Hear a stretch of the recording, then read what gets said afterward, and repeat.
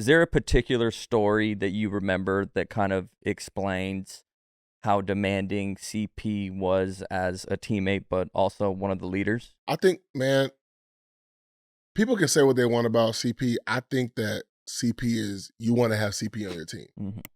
You know, because like he is gonna fight until the buzzer goes off. You know what I'm saying? Like, and I think that when you got a dog like that on your team, it's great to be around because he's gonna motivate you to be the best player you can be. He's gonna challenge you, which some guys don't like to be challenged. You know what I mean? Like, let's get that out there in the open. Some guys don't like that shit. Mm-hmm.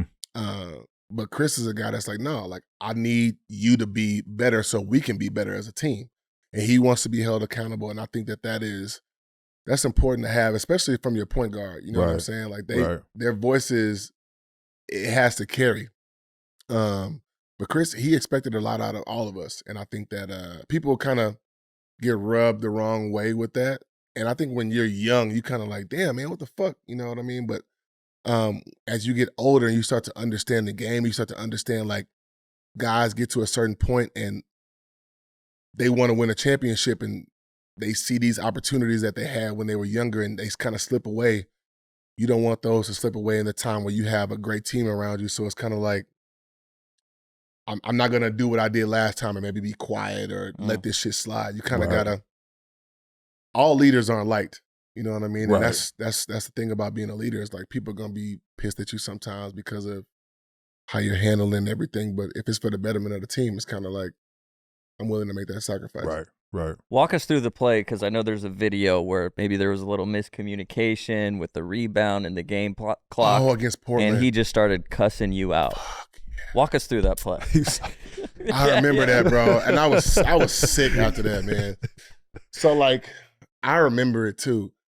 There was, like, maybe, like, a couple seconds on the shot clock. Maybe, like, 1 second on the shot clock, and it was, like, a 3-second game clock differential. So, CP, I remember, shot a floater, and I'm like crashing the glass thinking I got to tip it in to win, you know? And I fucking came down with the ball. You know what I'm saying?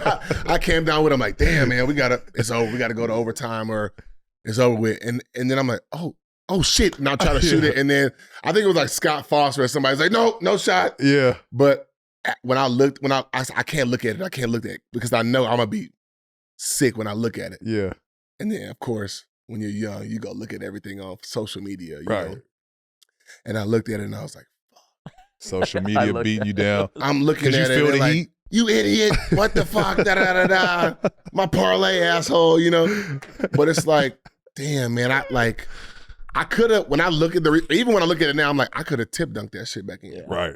You know, but fortunately it wasn't like that important of a game. Yeah. You know what I'm saying? Right. So I can sleep. I feel like it threw the other because like nobody tried to foul you. Nobody tried to like defend you. Dame was sitting right there and he was kind of like just standing behind me like, all right, well, overtime. You know what I'm saying?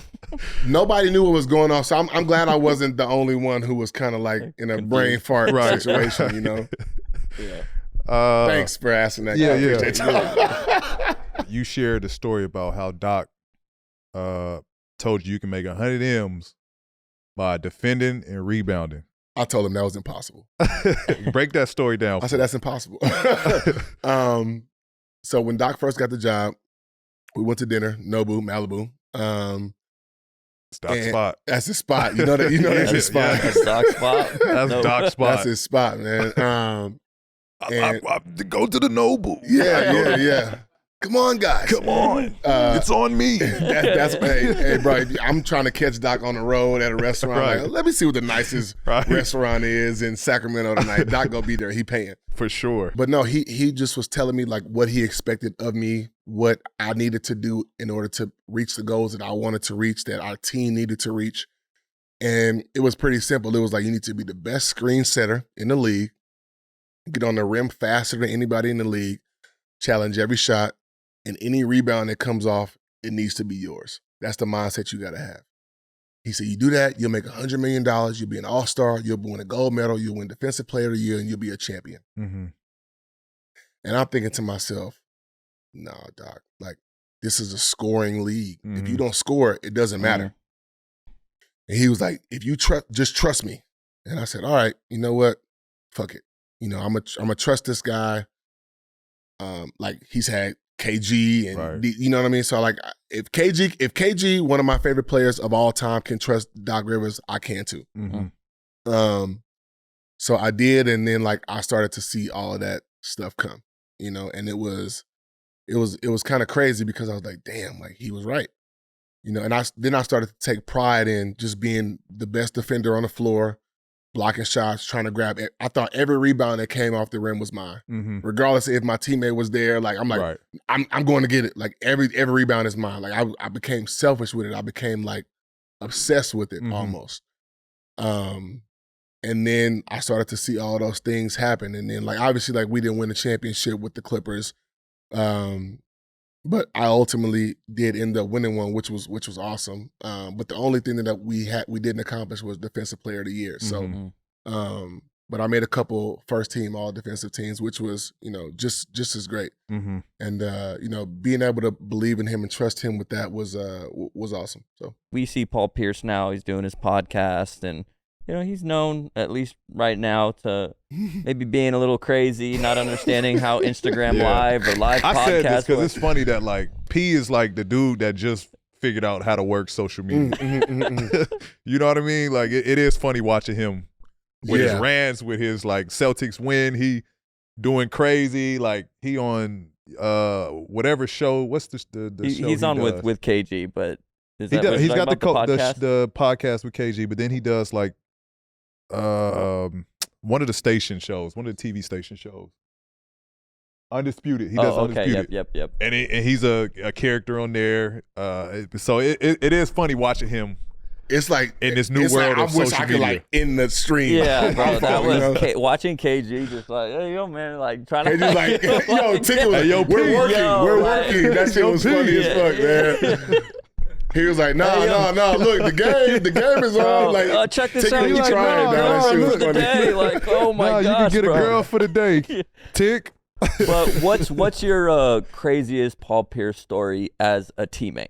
I mean, I gotta say, it's probably the meeting, bro. Like, at my crib, I had never met Paul before, but Paul showed up to the meeting. You know, I think we had signed Paul as a free agent that summer, and then you know I see Blake and Chris and JJ and then Doc and Balmer and then one of the equipment managers who I was super duper close with. He comes in and then it's like P, and I'm like, oh, what up, P? Like, what's happening? You know, he's like, yeah, man, we trying to get your big ass to stay, dog. Damn, what you doing? Where you going? We going to Dallas? What's up? And I'm like, all right, sit down. You want a drink? Like, what, And I'm like, all right, like. And my mom was like, is that Paul Pierce? And I'm like, yeah, like, I guess he is. So it was just funny, like, but it was cool to like have a guy who's a Hall of Famer, a champion, like pull up who doesn't know me at all just from basketball, pull up and be like, nah, bro, we want you to stay here. Like that was cool, but definitely very funny.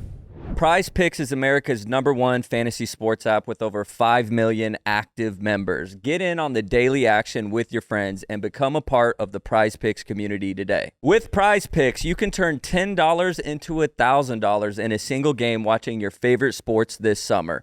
You can make a PrizePicks lineup in as little as 60 seconds. You just need to pick more or less on 2 to 6 player stat projections, and you're locked in. So download the app today and use code PODCASTP for a first deposit match up to $100. I repeat, download the app today and use code PODCASTP for a first deposit match up to $100. Pick more, pick less. It's that easy.